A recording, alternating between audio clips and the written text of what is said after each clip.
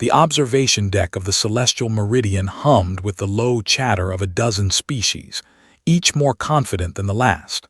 Bella stood near the reinforced viewport, her chitinous exoskeleton reflecting the pale blue light of Frost 7, the ice planet that loomed below them like a frozen pearl in the void. "Pathetic," muttered Krasden, a towering Velkari warrior whose four arms crossed in synchronized disdain, his compound eyes fixed on the single human preparing his equipment on the landing pad. "Look at that primitive structure. It won't last an hour in the Fury." Bella's antennae twitched with amusement. She was Zenthari, a species known for their advanced environmental technology, and even she had to admit the human's shelter looked underwhelming. A small geodesic dome, no larger than a personal transport pod, constructed from what appeared to be basic polymer sheets and a skeletal metal frame. "His name is Leo Mendez," announced Commander Thex, the station's Bruthan overseer. His gray skin rippled with what might have been concern or perhaps suppressed laughter. "Human. Engineer. He claims his design can withstand the Frost 7 Fury for 72 hours. The Fury. Even the name sent a ripple of respect through the assembled aliens. Frost 7 experienced the most extreme weather phenomenon in the charted galaxy, a cyclical storm that struck every 48 standard hours, bringing winds that exceeded 400 kilometers per hour, temperatures that plummeted to minus 273 degrees Celsius, and atmospheric pressure shifts that could crush military-grade bunkers like empty ration containers. "Impossible," declared Silas, a serpentine thalax whose species had evolved in extreme environments. "Our people developed the thermal shield matrix over 10,000 years. Even that technology only provides 68% survival probability during the Fury." "The human will die," added a Quarian scientist, her translucent form shimmering with bioluminescent equations. "The mathematics are irrefutable. His structure has insufficient mass, inadequate thermal insulation, and zero redundancy systems." Bella watched Leo through the viewport. He moved with methodical precision, checking seams, adjusting angles, running diagnostic tools across every surface of his tiny shelter. There was something in his movements, not arrogance, but quiet confidence born from understanding rather than bravado. "The Fury arrives in 6 hours, Commander Thex announced. "All species have submitted their survival structures. The challenge is simple. Survive 72 hours, claim the mining rights to Sector 7 Alpha. Fail, and your species withdraws its claim." Bella glanced at her own shelter on the ice, a magnificent crystalline structure powered by fusion cores, with triple redundant life support and gravitational stabilizers. Beside it stood the Velkari Fortress, a brutalist monument of reinforced titanium composite. The thalax had deployed a biomechanical dome that could adapt and repair itself. Even the smallest structures dwarfed Leo's pathetic little hemisphere. The human appeared to be done. He stood back, hands on hips, surveying his work with apparent satisfaction. Then, impossibly, he waved at the observation deck. Krasden's mandibles clicked with derision. "Arrogant fool, humanity's hubris will be their extinction." 4 hours until the Fury. Bella found herself unable to look away from the monitoring stations. Each shelter broadcast telemetry, internal temperature, structural integrity, power consumption. Leo's shelter was already showing anomalies. "His internal temperature is dropping," noted the Quarian scientist. "He's not even maintaining baseline heat." "Power consumption is nearly zero," added another observer. "Is his equipment malfunctioning?" Through the visual feed, they could see Leo inside his transparent dome. He sat cross-legged on the ice floor, wearing only standard cold-weather gear, reading something on a datapad. No visible heating elements. No active power systems. Just sitting there as the planet's ambient temperature began its deadly descent. "He's given up already," Silas hissed. "The human knows he cannot win." But Bella noticed something others missed. Leo wasn't shivering. wasn't showing signs of distress. He occasionally adjusted something on a small control panel, made notes, then returned to reading, as if he were in a comfortable habitat rather than a death trap on the galaxy's most hostile surveyed planet. 1 hour until the Fury. The sky of Frost 7 had begun to darken, though the planet never truly had day or night in human terms. The perpetual twilight deepened to an ominous purple-black as atmospheric pressure began its catastrophic shift. All the other shelters had sealed themselves completely. Bella watched her own structure's systems activate, force fields humming to life, thermal generators ramping to maximum output, structural supports reinforcing every joint and seam. Leo's shelter remained unchanged, passive, almost mockingly simple. Then the Fury arrived. It didn't creep in gradually. The Fury struck like a hammer against the face of the world. Wind speeds went from calm to catastrophic in seconds. The temperature plummeted so rapidly that exposed ice shattered into glittering shrapnel. Pressure waves rolled across the landscape with visible force, distorting the air itself. The observation deck erupted in alarm as structures began reporting damage immediately. Velkari Fortress experiencing microfractures on northwestern wall. Thalax Biodome regeneration systems at 40% capacity.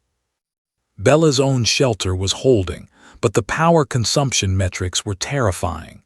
At this rate, her fusion cores would be depleted in 50 hours, well short of the 72-hour requirement.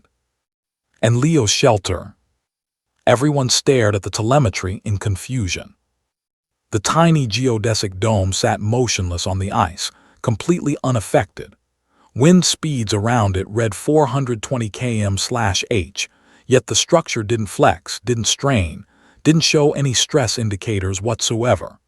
The internal temperature had stabilized at exactly -15 degrees Celsius, cold, but survivable with basic gear.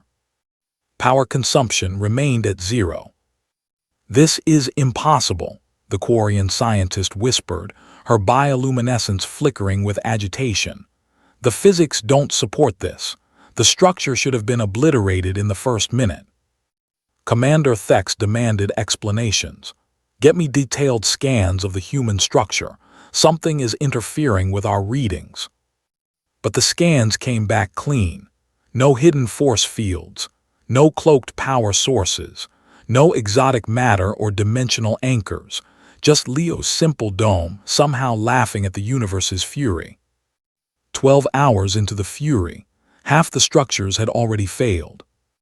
The Quarian had withdrawn after their crystalline mathematics-based shelter collapsed under pressure differentials their models had deemed statistically impossible. The Velkari Fortress had held longer, but cascading failures in their redundancy systems forced evacuation at hour 9. Bella's shelter was in trouble. 2 of her 3 fusion cores had burned out from overload. The Zenthari engineers on the observation deck were frantically rerouting power, but everyone knew it was only delaying the inevitable. Only 3 structures remained: the Thalax Biodome, Bella's crystalline fortress, and Leo's impossibly stubborn little hemisphere. "How?" Silas demanded, her serpentine form coiled tight with frustration. "Our biodome is failing and it can literally heal itself. That human has nothing." Commander Thex had stopped speaking. He simply stared at the telemetry, his massive gray face unreadable. Bella accessed the educational database, searching for anything about human engineering philosophy. What she found made her antennae freeze mid-motion. Humans didn't survive by fighting nature. They survived by understanding it. She pulled up Leo's profile. Structural engineer, yes, but specialized in what humans called tensegrity structures and pneumatic architecture. His publications referenced something called the Buckminster-Fuller Principle: maximum strength through geometric efficiency, minimum material through understanding force distribution. Then she understood. Leo's dome wasn't resisting the Fury. It was designed so the Fury's force flowed through it harmlessly. The geodesic pattern distributed pressure across the entire structure simultaneously, with no single point bearing excessive load. The frame itself was floating, held in place not by anchors fighting the ice, but by the balanced tension of the structure itself. The temperature regulation was even more elegant. Leo wasn't heating the dome. He'd positioned it over a thermal vent in the ice, something their scanners had registered but dismissed as irrelevant. The minimal heat rising from Frost 7's core, properly trapped and circulated by the dome's geometry, was exactly sufficient to maintain survivable temperature. No power required, just physics.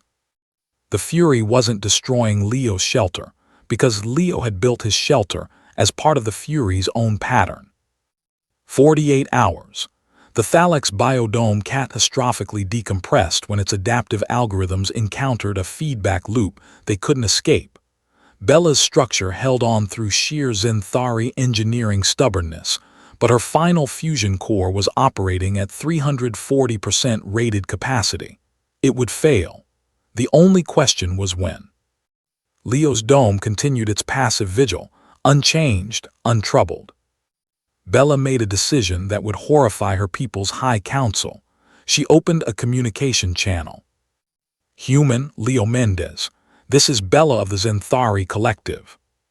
There was a pause, then Leo's voice came through, calm and slightly amused. "Hello, Bella. Beautiful storm, isn't it?" "How?" she asked simply. "How are you surviving?" "I'm not surviving despite the storm," Leo explained, and she could hear the smile in his voice. "I'm surviving because of it. Every force the Fury applies to my shelter is redirected through the structure's geometry. Every pressure wave stabilizes the frame. Every wind current reinforces the dome's position. The planet and I came to an understanding." An understanding. I stopped trying to conquer Frost 7 and started listening to what it was telling me. The ice, the pressure, the wind, they all follow patterns. I just built my shelter to dance with those patterns instead of fighting them. 72 hours. Bella's final fusion core died at hour 68. She was evacuated along with her engineering team, leaving only one structure on the frozen surface of Frost 7. Leo's shelter stood untouched as the Fury began to subside, looking exactly as it had when he deployed it. The human emerged from his dome, stretched casually in the -40-degree air, and waved again at the observation deck. Commander Thex approached Bella as she stood before the viewport, watching the human pack his equipment. "Your people will be disappointed," he rumbled. "My people will learn," Bella replied, her antennae signaling deep respect. "We all will." Kraz then appeared beside them, his four arms no longer crossed in disdain. "I underestimated him, underestimated humanity." "We all did," Silas admitted. Her serpentine form coiled in what might have been shame or perhaps newfound respect. As Leo's transport lifted off from Frost 7, carrying with it humanity's claim to Sector 7 Alpha's mining rights, Bella accessed the communication channel one final time. "Leo Mendez, one question. Why did you make your shelter transparent? You could have used opaque materials, better insulation." Leo's response came through clearly, tinged with that insufferable human humor that Bella was beginning to appreciate. "Because I wanted to watch the Fury. Why else would anyone come to Frost 7? It's the most beautiful storm in the galaxy." The channel closed. Bella stood motionless for a long moment, then her translator vocalized what might have been a laugh. "Humans. They came to the most hostile planet in known space not just to survive it, but to enjoy the view." The galaxy, Bella realized, had much to learn from these strange, small, impossibly stubborn primates who built tiny shelters and made peace with planetary fury, through nothing more than patience, observation, and elegant mathematics. As the celestial meridian prepared to leave orbit, Bella filed her report to the Zenthari High Council. In it, she recommended immediate diplomatic and scientific exchange with humanity. After all, any species that could laugh at a storm while sitting in a transparent bubble on a death world was either insane or brilliant. Bella suspected it was both, and that, she thought, was precisely what made them dangerous and magnificent. The end.